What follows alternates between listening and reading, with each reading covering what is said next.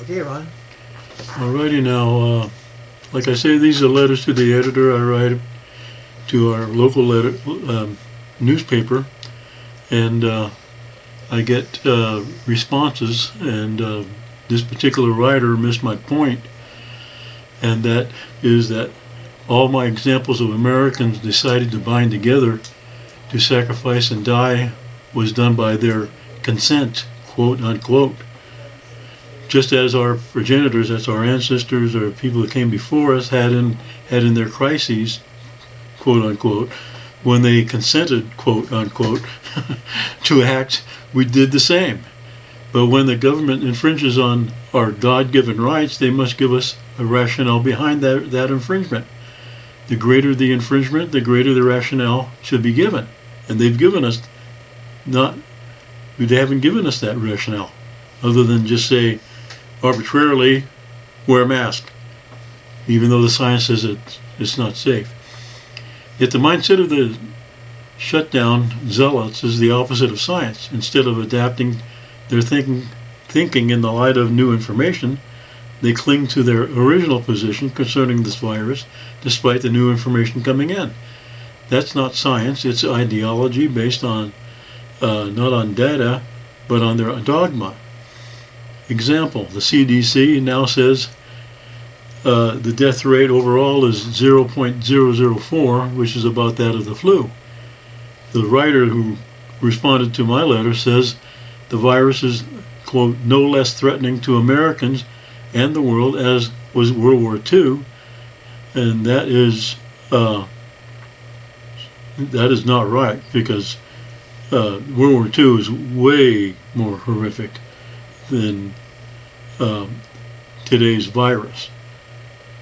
She's comparing World War II with this virus as there's no comparison. As horrific as the virus is, it doesn't compare to the death toll in World War II.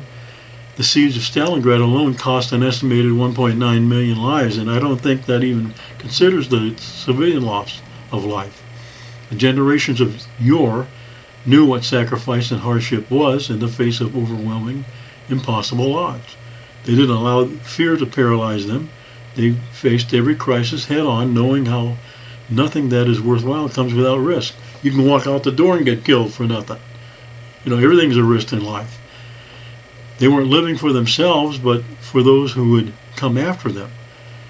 JFK in 1946 said, "We forget that the purpose of life is the future and not the present. We must live for our children, not for the comfort of ourselves, and not allow this government to turn our nation into a tyranny of the few ruling over the people." This generation has faced nothing compared to the past.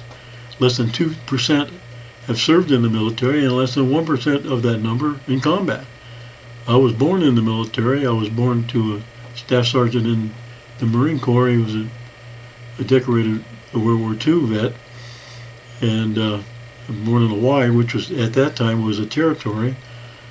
And in the military, in our training, when we met the enemy, we ran to the sound of the guns, not away from them.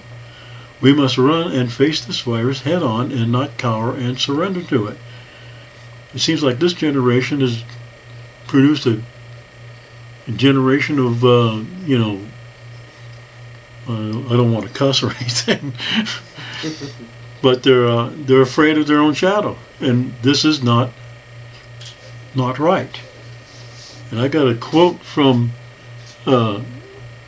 this article, Masquerade COVID-19 84, Evidence-Free Compulsory Masking, and it quotes that there's no,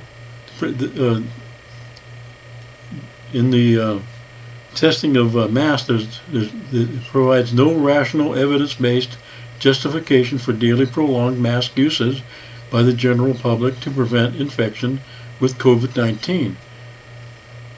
Moreover, a subsequent pooled or so-called meta-analysis of 10 controlled trials assessing extended real-world non-healthcare setting mask usage revealed that masking did not reduce the rate of laboratory-proven infections with the respiratory virus influenza, which again is more deadly than this COVID-19. So it's all the stuff that we're getting from the mainstream media is nothing but panic, and like people call it the what do you call it? Pandemic or panicdemic. It's driven by panic that's not really there. You're getting scared out of your wits for nothing, because the everything else, all the evidence points to that this is not as deadly as the flu. So that's my tyrant for today. I hope well, it helps me vent, so I don't know if it helps you at all. But anyway, I'll see you next time I write a letter to the editor. And this is Gambling G's, my father-in-law, which is Conservative Ron. We're asking all those that are interested, please subscribe so we can get this great message out. And we'd appreciate any comments.